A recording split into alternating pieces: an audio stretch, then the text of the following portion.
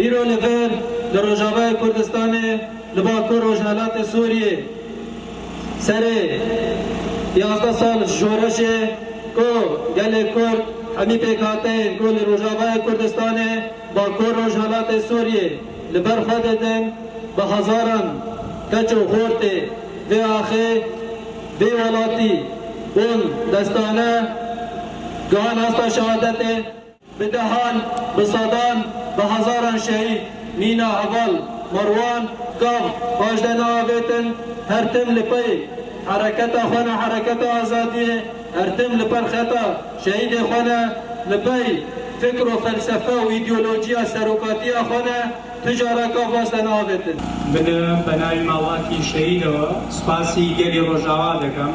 ئێمە هیچ جیاوازیەک نابینین لە نێوان ڕۆژئاوا و باشوور باکوور ڕۆژهەڵات.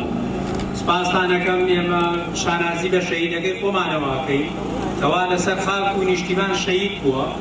زۆر زۆر سپاسانەکەین سپاسی هەڤاڵانەکەین کەوا هاوکارمان بوون لە باشوور لە ڕۆژئاوا.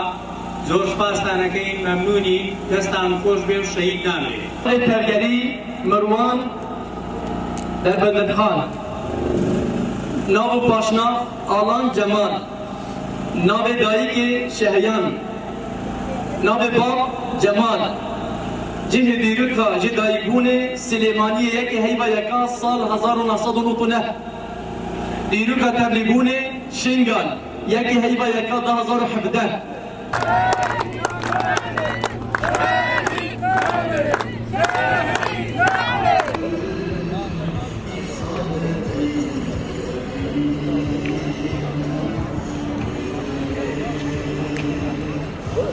Thank you.